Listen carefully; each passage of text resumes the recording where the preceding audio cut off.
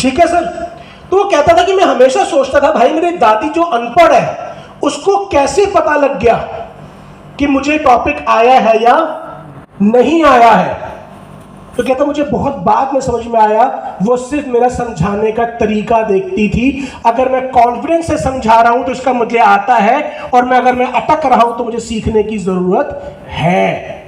तो my dear friend, अगर आप वहां पर बैठे हैं और आपको स्टेज पर आके किसी बात को बोलने में डर लगता है तो भी सीखने की जरूरत है, उसको प्रैक्टिस करने की जरूरत है। और आप यहां पे आके क्यों सीख रहे हैं? क्योंकि लर्निंग इज जोर से लर्निंग इज, ये दुनिया का सबसे बड़ा झूठ है। Learning is never earning, learning is never earning, application of learning is earning. आप किताब पढ़ते रहिए, यूट्यूब चापते रहिए, उसको फील्ड पे जाके अप्लाई मत कीजिए, आपको ढेला नहीं आने वाला। It is always application of learning which is earning. तो मुझे नहीं पता कितने नोट्स बनाएंगे, अपने को मतलब नहीं है। एक चीज ऐसे लेके जाइएगा जिसको आप कल प्रैक्टिकली इंप्लीमेंट करना चालू करें। इसने को बांध दिया लगान में, जिसको आप प्रैक्टिकली लेकर जाना चालू करने, इस्तेमाल करना चालू करें, उसको ही आप करेंगे तो आप पैसा कमा पाएंगे। एक पर्टिकुलर स्किल अगर एक चीज आपने सीख ली तो आप उससे भी पैसा कमा सकते हैं।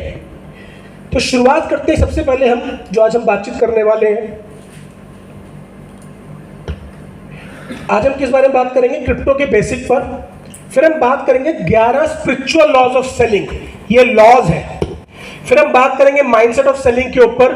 फिर हम बात करेंगे कुछ कम्युनिकेशन टिप्स के ऊपर, कुछ कॉमन क्वेश्चंस और क्लोजिंग रिमार्क्स, इसके ऊपर हम आज बातचीत करने वाले हैं। फोटो खींचने पे एनर्जी मत लगाओ, फोटो कोई नहीं देखता बाद में। आज तक अपनी शादी की फोटो देखी? नहीं देखी ना? एल्बम खोली कभी? नहीं खोली। अपन को आदत है, फोटो खींच के लगता है कि हाँ बाद में देखेंगे। अपन ने बड़े सारे नोट्स बना लिए हैं, बाद में कोई खोल कर नहीं देखता। भाई इधर खोल के सुनो, क्योंकि अगर फोटो खींचने पे फोकस करोगे तो अंदर जाने पे फोकस कम रहने वाला है। नोट्स बना लो चलेगा, फोटो खींचने से कुछ नहीं होता। ठीक है मेरे भाई, क्रिप्टो के बेसिक के ऊपर बात करते हैं। क्रिप्टो करेंसी की शुरुआत कैसे हुई थी, इस बात को समझिएगा, क्योंकि सवाल आता है क्रिप्टो बंद होगी तो क्या होगा, फलाना हो गया तो क्या होगा, ढिमकाना क्या होगा तो क्या होगा। मेरे लिए सबसे इंपॉर्टेंट क्या है, जब आप लोग मीथर में आ चुके हैं तो आपने जो पैसा इन्वेस्ट किया वो पैसा सेफ है, वो पैसा सिक्योर है। ये चीज आपके दिमाग में क्लैरिटी होनी चाहिए। एक बार आपके दिमाग में क्लैरिटी होगी तो आप उस क्लैरिटी को सामने वाले को दे पाएंगे। ठीक है सर। क्रिप्टो करेंसी की शुरुआत हुई थी सन 2008-2009 में। रीजन क्या था? जो लोग फाइनेंशियल वर्ल्ड से बैठे हुए वो जानते होंगे कि 2008 में एक बैंक डूबा था, लेहमैन ब्रदर्स। क्या डूबा था? लेहमैन ब्रदर्स करके एक बैंक डूबा था। एक बैंक डूबा था और साथ में एक इंश्योरेंस कंपनी डूबी जिसको बोला गया AIG इंश्योरेंस कंपनी, उसका नाम था। अगर किसी को याद हो तो पहले टाटा AIG हुआ करती थी इंश्योरेंस के अंदर, बाद में AIG हट गई थी क्योंकि AIG वहां पे बैंकरप्ट हो गई थी। और उसमें हुआ क्या, आपके जैसे और मेरे जैसे हजारों लाखों लोगों का पैसा डूबा। जैसे कि हमारे यहां पर भी रूल था पहले कि अगर आपके बैंक अकाउंट में चाहे कितना भी पैसा क्यों ना रखा हुआ हो, अगर वो डूबता है तो बैंक कितने पैसे के लिए जिम्मेदार है? अभी 5 लाख हो गया है, पहले केवल 1 लाख के लिए जिम्मेदार था। अगर आपका पैसा डूबता है तो मैं 1 लाख दूंगा केवल, भले आपने उसमें रखे हुए हो 1 करोड़, बैंक को कोई मतलब नहीं है। अब ये बढ़कर 5 लाख रुपए हो गया है, जबकि बैंक डूबने के बाद। तो यही कांड हुआ था अमेरिका में, जिसकी वजह से 2008 के अंदर बहुत तगड़ा रिसेशन आया था। तब एक खुराफाती सिरे फिरे इंसान ने सोचा क्या कोई प्राइवेट करेंसी हो सकती है जिसमें बैंकों का कोई लेन देन ना हो? क्या क्रिप्टो करेंसी के आने से पहले दुनिया में कोई प्राइवेट करेंसी चल रही थी? सर सवाल पूछ रहा हूं मैं आपसे, क्या क्रिप्टो करेंसी के आने से पहले दुनिया में कोई प्राइवेट करेंसी चल रही थी? कौन सी? नहीं चल रही थी। चल रही थी सर। आप कभी मॉल में गए हो, पैसा देके वहां का कार्ड खरीदा और झूले झूले उस पार्क के अंदर, वो क्या था? वो प्राइवेट करेंसी थी सर। आप किसी ढाबे पे गए, आपको पैसा देके टोकन मिला, आप गए और उसको टोकन देके गोलगप्पे ले लिए, ये क्या था? ये प्राइवेट करेंसी थी। फर्क सिर्फ इतना था, वो प्राइवेट करेंसी एक होटल के अंदर चल रही थी, उस सिरे फुरे आदमी ने पूरी दुनिया में चालू करी। कॉन्सेप्ट वही प्राइवेट करेंसी का था सर, कॉन्सेप्ट उसी प्राइवेट करेंसी का था, मगर उसमें दो दिक्कतें थी। पहली, मेरे अकाउंट में 10,000 रुपए है और मैंने हकीम साहब को भेजे, ये बताने के लिए तो बैंक का एम्प्लॉय बैठा हुआ है, ये बताने के लिए तो बैंक का एम्प्लॉय बैठा हुआ है। मैंने आपको बिटकॉइन ट्रांसफर किया, मेरे अकाउंट में है या नहीं है कौन बताएगा? सेंट्रलाइज सिस्टम में तो है ना एक आदमी जो बता रहा है आपको बैठ के कि हाँ भाई तेरे अकाउंट में 10 जगह खाता है, तूने भेज दिए। बिटकॉइन में कौन बताएगा? क्रिप्टो करेंसी में कौन बताएगा ये बात? कोई नहीं बताने वाला। तो उसने उसके बाद कॉन्सेप्ट चालू किया माइनिंग का, कि अपन लोग इंडिविजुअल आदमी को हायर करेंगे जिनका काम होगा, जो कि सेल्फ एम्प्लॉयड होंगे, सैलरी पे नहीं होंगे, जो कि सेल्फ एम्प्लॉयड होंगे, जिनका काम होगा खाता देख, बता, ट्रांसफर कर। अगर तू ट्रांसफर करेगा तो उस पे मैं तुझे कुछ बिटकॉइन ऑफर कर दूंगा। और ये क्या था? जो तू काम करेगा उसके बदले तुझे बिटकॉइन मिलेगा। इसको बोला गया POW, प्रूफ ऑफ वर्क। तूने काम किया, उसके बदले तुझको जो मिला वो क्या है? वो प्रूफ ऑफ वर्क है सर। अगला आया POS, प्रूफ ऑफ स्टेक। वो क्या था? उन्होंने कहा कि भाई बहुत सारी भीड़ बढ़ती जा रही है, किसको काम दूं किसको नहीं दूं। तो उन्होंने कहा एक काम करो, अपना अपना कुछ कुछ गिरवी रखो। जो जितना ज्यादा गिरवी रखेगा, जिसका जितना ज्यादा मेरे में हिस्सेदारी होगी, उसको पहले प्रायोरिटी दी जाएगी। ये हो गया POS, प्रूफ ऑफ स्टेक। हम भी तो स्टेकिंग कर रहे हैं ना भाई।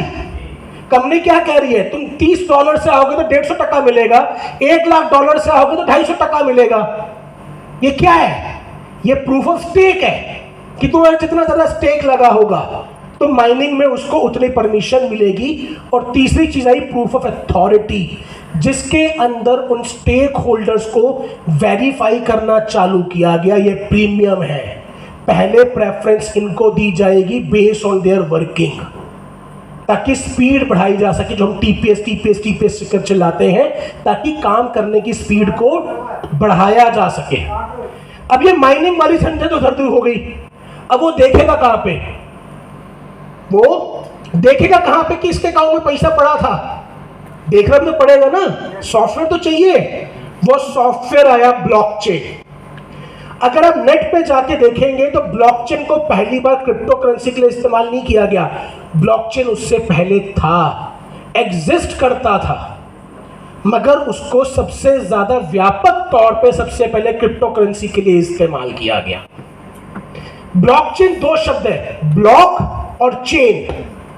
लोग सोचते हैं ब्लॉकचेन क्या है, ब्लॉकचेन क्या है, ब्लॉकचेन क्या बड़ी भारी टेक्नोलॉजी होगी। नहीं, ब्लॉक और चेन, ब्लॉक दो शब्द है। 4 सेकंड के अंदर जो ट्रांजैक्शन हो गई क्रिप्टो करेंसी में, जब बिटकॉइन है तो कि 4 सेकंड थी ब्लॉकचेन की स्पीड।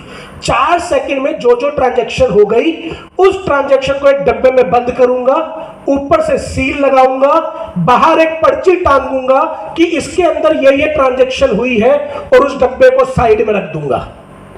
अब इस डब्बे को कोई खोल नहीं सकता। ये डब्बा क्या कर दिया गया है? ब्लॉक कर दिया गया है। अगला डब्बा आया जुड़ा, अगला डब्बा आया जुड़ा, अगला डब्बा आया जुड़ा, ये चेन बनती चली गई। This is blockchain. अब क्योंकि उस डब्बे को खोला नहीं जा सकता, केवल पढ़ा जा सकता है, और पढ़ा आप कहीं से भी बैठ के सकते हो, इसीलिए वो डिसेंट्रलाइज्ड हो गया। मुझे उसके लिए एक सर्वर पे नहीं आना, कोई भी व्यक्ति आकर उसमें ट्रांजैक्शन देख सकता है। ठीक है सर जी, होगी क्लैरिटी ब्लॉकचेन के ऊपर। अब क्या सरकारों ने इसे बंद करने की कोशिश करी? यस, सरकारों ने पुरजोर कोशिश करी कि यह काम बंद हो जाए, क्योंकि कोई भी सरकार नहीं चाहती एक ऐसी प्राइवेट करेंसी हो जो कि वर्ल्ड ओवर चलती हो। कोई भी ऐसी प्राइवेट करेंसी हो जो वर्ल्ड ओवर चलती हो उसको बंद करने की कोशिश करी गई, मगर सब मानसिकता वाली बात है। जैसे सर बोलते हैं, तो वो जो बिटकॉइन बनाने वाला था उसने कहा था एक बार जो अपनी कमिटमेंट कर दी तो फिर तो मैं अपने आप की भी नहीं सुनता। तो उसने सॉफ्टवेयर बनाया था, अब उसको रोका नहीं जा सकता, ना बंद कर सकते हो ना बदल सकते हो। वो चीज़ चालू करके उसने बना के सॉफ्टवेयर रन कर दिया है, उसको बंद नहीं किया जा सकता। जब सरकारों को ये बात समझ में आई कि यार एक ऐसा सिस्टम है जिसको बंद नहीं किया जा सकता, तो उन्होंने इस बात पर दिमाग लगाया कि अगर इस टेक्नोलॉजी को हर जगह पे अडॉप्ट कर लिया जाए तो कितना बढ़िया हो जाए। यानी कि अगर मैं आधार कार्ड का डेटा ब्लॉकचेन पे डाल दूं, अभी आप लोग आए, आप में से कईयों का आधार कार्ड लिया गया होगा, कईयों को नहीं लिया गया होगा। और होटल में जाते तो आधार कार्ड आता है, दिखता है, यस और नो? दिखता है। वो क्या है, क्या मैं असली आधार कार्ड दिए नकली आधार कार्ड दिए, कैसे पता लगेगा? नंबर डाल के चेक कर लेता है। करता सॉफ्टवेयर में सर, करता है। अब उस चीज को अगर मैं ब्लॉकचेन पे डाल दूं तो ये कहीं से भी चेक करी जा सकती है वर्ल्ड ओवर। आज अगर मेरे जमीन के सौदे होते हैं तो कहां होते हैं? एक जगह पे स्टोर किया जाता है, सेंट्रलाइज्ड जगह पर। मैं तहसीलदार से मिलकर वहां के पेपर्स चेंज करवा सकता हूं, करवा सकता हूं। बट अगर वही चीज ब्लॉकचेन पे डाल दी जाए तो अमेरिका में बैठे एक व्यक्ति को पता है बनारस में जो मैं जमीन खरीदने जा रहा हूं वो सुजीत जायसवाल के नाम पर है भी या नहीं है, उसको बदला नहीं जा सकता। और जब उनको ये बात समझ में आई तो इथेरियम लॉन्च किया गया। हम कहते हैं क्रिप्टो करेंसी के बारे में सरकार को पता नहीं है। भाई जी मुझे बात बताओ, बिटकॉइन के अलावा और किसके बारे में नहीं पता? बिटकॉइन का ही तो है, संतोषी नाकामोटो पता नहीं कौन है भाई, ये ऐसे बोलने में आता है ना, यस और नो, कि पता नहीं कौन है बना के चला गया। ऐसा नहीं है। जिसने पहली बार 10,000 पिज्जा खरीदा, 10,000 बिटकॉइन देके पिज्जा खरीदा था, उसको 3 थप्पड़ मारेंगे ना तो अपने आप उगलेगा कि कौन है। बुड़बुड़वा के करेंगे क्या? रोका ही नहीं जा सकता। अब तो कर दिया उसने कांड। भाई पहली बार किसने 10,000 दिए ना, उसके पास तो कहीं से आए होंगे, तो 2 थप्पड़ मारो, 3rd डिग्री देने की भी जरूरत नहीं है, 2 बार थप्पड़ में मुकरेगा कि किसने दिए उसको। पर उसको रोका नहीं जा सकता। करोगे भी क्या? अब तो हो गई शादी, अब तो अब कर भी क्या सकते हो, तो भर दी मांग भरो। तो ये चीज के बाद इथेरियम लाया गया कि भाई ये टेक्नोलॉजी बढ़िया है, इसको रोका नहीं जा सकता, तो इससे लाइन लंबी कर दो, उससे बेहतर चीज ले आओ। क्योंकि बिटकॉइन किस किस के पास है ये सरकार को नहीं पता, बट इथेरियम किस किस के पास है ये सबको पता है। सरकारों को तो पता ही है, क्योंकि जिसने इथेरियम बनाया वो सामने है। पहले दिन से इथेरियम कहाँ कहाँ जा रहा है, किस किस के पास है, ये सामने है। एक्सचेंज बनाने की परमिशन कैसे दे दी? ताकि जो बिटकॉइन है तुम एक्सचेंज में लाके रखो, एड्रेस बनेगा तो तुम्हें धर लूंगा मैं। भाई तुम्हारे घरों में कितना पैसा था 500 के नोटों में, वो बाहर कैसे निकलवाऊंगा? कल से नोट बंद, निकालो और बाहर डालो बैंक में। यही तो हुआ है। तो जो हम जैसे थे मिडिल क्लास आदमी में पहुंच के अपने अपने नोट लेकर, बाकियों ने उसमें भी गड़बड़ कर ली। तो जो ऊपर वाला है वो उसमें भी गड़बड़ करके चला गया, उसने उसमें भी अपना हिस्सा निकाल लिया। मगर एक बात याद रखिएगा, कभी भी रूल्स ऊपर वाले के लिए नहीं बनते, वो बनते हैं मिडिल क्लास व्यक्ति के लिए, वो बनते हैं आपके और मेरे लिए जो हम अभी बीच में अटके हुए हैं। तो जो एक्सचेंजेस बने वो गवर्नमेंट की परमिशन से बने हैं, ऐसे नहीं आ गया, उस पर टैक्स जा रहा है गवर्नमेंट को। कोरोना काल के अंदर $1 बिलियन की एड गवर्नमेंट ऑफ इंडिया को क्रिप्टो करेंसी में गई और गवर्नमेंट ने एक्सेप्ट भी करी। क्यों? गवर्नमेंट को केवल एक दिक्कत है, क्रिप्टो करेंसी की तरह इस्तेमाल नहीं होनी चाहिए, वो क्रिप्टो एसेट की तरह इस्तेमाल होनी चाहिए। अब मैं इसको समझा देता हूं, फिर हम सेल्स पे बातचीत करेंगे, क्योंकि इतने चीज समझने के लिए काफी है। दोनों में अंतर क्या है? आज आप गोल्ड का इस्तेमाल करते हैं सर? yes. करते हैं। किस काम के लिए करते हैं? इन्वेस्टमेंट के तौर पर। पहले एक जमाना था गोल्ड लेके जाते थे, उसे बोलते थे भाई आटा दियो, और वो दे देता था। आज करते हैं वो काम? नहीं। यानी कि गोल्ड का करेंसी की तरह प्रयोग होना बंद हो गया है, इन्वेस्टमेंट की तरह चालू है।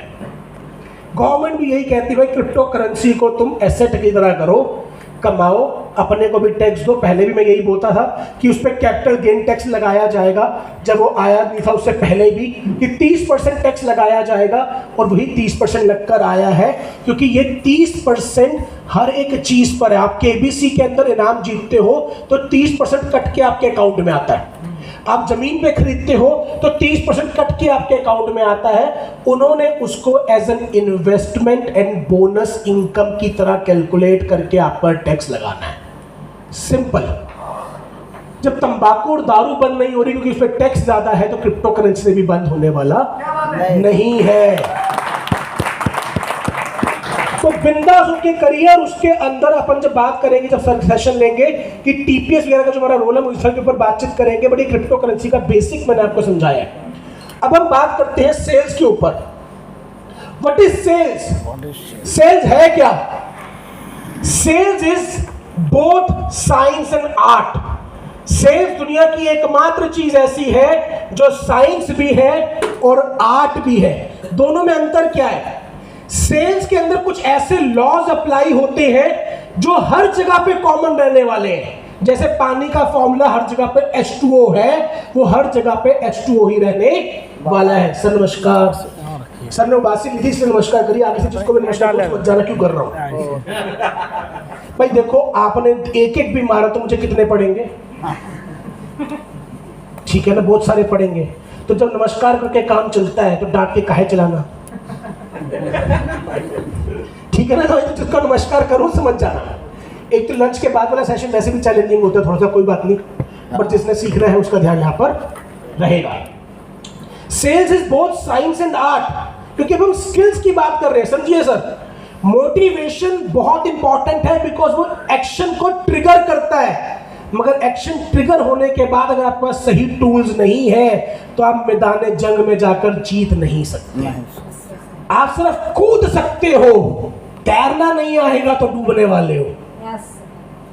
तो अब हम बात करने वाले हैं स्किल्स के ऊपर, और स्किल्स को सीखने पे मेहनत करनी पड़ेगी।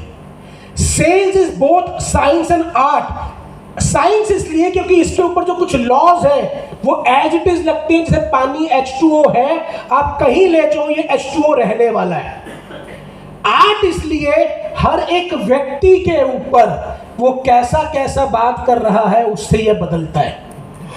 साजवन सर सेलिंग करेंगे, उनका इंपैक्ट कुछ और होगा। एकलव्य जी करेंगे, उसका इंपैक्ट कुछ और होगा। अनुराग गिरा कुछ करेगा तो उसका इंपैक्ट कुछ और होगा, क्योंकि ये इंडिविजुअल परफॉर्मेंस पे भी चलता है। इसीलिए साइंस भी है और ये आर्ट भी है। आप उन लॉज को कैसे अप्लाई करते हैं वो जरूरी है। तो लॉज पे बात करें, गेम खेलेंगे जमा घटा की। किस किस को आता है जमा घटा की गेम खेलना? गेम नहीं, जमा घटा किस किस को आता है? हाँ जी, किसको आता है? जमा घटा करना किसको आता है? जोड़ना। हाँ, जोड़ना किस किस को आता है? आता है सर। तो ये गेम खेलते हैं। ये एक बस है जो बस स्टॉप पे खड़ी है और इसमें 4 सवारी है सर। कितनी है? 4 सवारी। अब बस चलती है, मैम ने कॉपी पेन यूज नहीं करना भाई। बस चलती है, पहला स्टॉप आता है, स्टॉप आता है, 2 लोग चढ़ते हैं, उतरता कोई भी नहीं है। फिर बस चलती है, स्टॉप आता है, एक व्यक्ति चढ़ता है और 2 व्यक्ति उतर जाते हैं। फिर बस चलती है, स्टॉप आता है, 3 लोग चढ़ते हैं और 2 व्यक्ति उतर जाते हैं। फिर बस चलती है, स्टॉप आता है, 2 लोग चढ़ते हैं, उतरता कोई नहीं है। फिर बस चलती है, स्टॉप आता है, 2 लोग चढ़ते हैं और 2 लोग उतर जाते हैं। फिर बस चलती है, स्टॉप आता है, 1 चढ़ता है, उतरता कोई भी नहीं है। फिर बस चलती है और अपने आखिरी डेस्टिनेशन पे पहुंच जाती है। अब आपको बताना यह है बस कितने स्टॉप पे रुकी। 600। भाई मुझे भी नहीं पता मैंने कितने में रुकी। मुझे भी नहीं पता कितने में रोकी, but law number 1 says do not prejudge, do not assume what you are going to say. This is sales law number 1। मैंने नहीं कहा था मैं जमा घटा के अंदर आपसे सवारियां पूछने वाला हूं, पर कैलकुलेट सारे सवारियां ही कर रहे थे। मैंने बोला था क्या? नहीं। सवारियां क्यों कैलकुलेट करी? Based on our past experiences यही होने वाला है। यस और नो? ये सेल्स का पहला लॉ है सर। अगर आपको करना है तो before deciding anything know all the facts first. हम क्या करते हैं, हम जब सामने वाले के पास जाते हैं तो प्री जजमेंट लेके जाते हैं, तो करेगा ही नहीं, ये तो है ही नेगेटिव, इसको तो मैं 10 बार पहले बता चुका है, तब नहीं करा, अब क्यों करेगा? इसके पास तो ऑलरेडी बहुत सारा पैसा है, ये क्यों करेगा? किसी के मन में आता सर ये सवाल कि इसके पास ऑलरेडी बहुत सारा पैसा है, ये क्यों करेगा? यस और नो? यस। इसका केवल एक वजह है, केवल एक वजह। जिस दिन आपके पास उतना पैसा हुआ आप नेटवर्क मार्केटिंग नहीं कर रहे होंगे, क्योंकि आपने नेटवर्क मार्केटिंग को केवल पैसे से जोड़ के रख दिया है। ये पैसा कमाने की मशीन है, ये पैसा जल्दी कमाया जाता है, और जो व्यक्ति ऑलरेडी करोड़पति है तो फिर उसे नेटवर्क मार्केटिंग की क्या जरूरत? क्योंकि तो पैसा कमाया जाता है और पैसा उसके पास ऑलरेडी है। बट सर नेटवर्क मार्केटिंग उससे बहुत ज्यादा कुछ देती है। तो अगर आपके मन में सवाल आ रहा है कि इसके पास ऑलरेडी पैसा और ये नेटवर्क मार्केटिंग नहीं करने वाला, वो चाहे 1 लाख रुपए का अमाउंट हो कि इसकी 1 लाख रुपए की सैलरी है, ये नहीं करेगा। इसकी 2 लाख रुपए की इनकम है, ये नहीं करेगा। ये तो डॉक्टर है, ये नहीं करेगा। वो ये बताता है कि अगर आप उसकी पोजीशन में होते तो आप नेटवर्क मार्केटिंग नहीं कर रहे होते।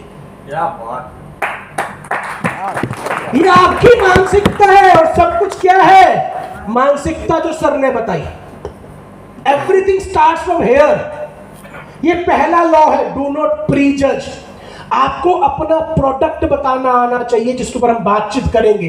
कम्युनिकेशन बहुत इंपॉर्टेंट है सर। मैं आज सुबह थोड़ा लेट उठा, सुबह 4 बजे तक मैं बैठ के काम कर रहा था। सुबह मेरी नींद खुली ठीक 9 बजे। ठीक 9 बजे उठते ही मैंने पहला काम क्या किया होगा? पहला काम उठते ही घड़ी तो देखने के बाद उठी है ना, तो पता लग गया। उसके बाद नहीं, मैंने सौरभ को फोन किया, भाई हॉल में कोई नहीं है। कहता सर भी आधे घंटे में चालू कर रहे हैं। मैंने कहा ठीक है, आधा घंटा है तैयार होने के लिए, अब तैयार हो। अपन ने निकाल लेट हो गए। अपने को पता था इतनी बड़ी बारात भी लेट ही होगी, पर पहले यह बताते मैं टाइम पर हूं। आप देखिए सेल्स साइकोलॉजी कैसे काम करती है सर। आपने कभी देखा हो किसी मीटिंग के लिए लेट जा रहे हो तो आप क्या करते हैं? आप भगवान से प्रार्थना कर रहे होते हैं, सामने वाले का फोन नहीं, सामने वाले का फोन नहीं, सामने वाले का फोन नहीं आए। होता है? होता है सर? मैं सबसे पहले फोन करता हूं, कहां पहुंचा? तो अगले को लगता है ये पहुंच लिया, बस 15 मिनट में और आया, तो फिर मुझे बोलने की जरूरत नहीं पड़ती कि मैं भी लेट हूं। वो लेट है ना, अपन तो पहुंच लेंगे, और उसने गलती से बोल दिया पहुंच गया, फिर 10 मिनट में आ रहा हूं, उसके बाद बोल रहा भाई। तो अपन क्या करते हैं? अपन बचते हैं। कूदना पड़ता है सेल्स के अंदर। अगर आप सामने वाले की साइकोलॉजी को समझते हैं तो आप दुनिया में कोई भी माल बेच सकते हैं। सेल्स अलग नहीं है। आपने कभी ये सुना है? अगर मैं आपको कुछ ऐसे रूल्स दूं, आपने सुना यूपी के लोग अलग है, बिहार के लोग अलग है, यस और नो? महाराष्ट्र के लोग अलग है, यस और नो? यस। अगर मैं आपको कुछ ऐसे रूल्स दूं जिनसे आप पूरे देश, पूरी दुनिया के लोगों को बेच पाए तो चलेगा, यस और नो? तो फिर जल्दी जल्दी अपने दाहिने हाथ की 3 उंगलियां खड़ी करो। जल्दी जल्दी जल्दी जल्दी से एक रंग सोचो, जल्दी से एक फर्नीचर सोचो, जल्दी से एक फूल सोचो, जल्दी से 1 से लेकर 9 तक का एक नंबर सोचो। सोच लिया सर? अब जब हाथ देख लो, 100 में से 90 आदमी ने जो उंगलियां उठाई वो 3 ये हैं। जो नंबर सोचा वो 7 है, जो रंग सोचा वो लाल है, जो फूल सोचा वो गुलाब है, जो फर्नीचर सोचा वो कुर्सी है। लोग सारे एक जैसे होते हैं, आपको बेचना आना चाहिए। लोग अलग अलग नहीं हैं। हम अपने आप क्या बोलते हैं, यूपी में ये नहीं चलता। सर यहाँ पे सारे हिंदुस्तान से लोग बैठे हुए हैं, यस और नो? आप सब तो सेम ही निकले। क्या यूपी का व्यक्ति अपनी बीवी से परेशान नहीं है? महाराष्ट्र वाला बहुत ज्यादा परेशान, दिल्ली वाला जरा चिंता मत करो, बीवी का भी यही हाल है, वो भी खुश नहीं। मगर हम क्या करते हैं, हम ये बोलते हैं कि यार यहाँ के लोग ऐसे नहीं है। सर साइकोलॉजी बिल्कुल एक जैसी सोचती है। People are always same. ये लॉ का दूसरा नंबर है सेल्स का। आप कहीं भी चले जाओ, सेम तरह के लोग आपके साथ टकराने वाले हैं। अगर आपको सेल्स की साइकोलॉजी पता है तो आप उनको बेच सकते हैं, क्योंकि लोग सेम तरीके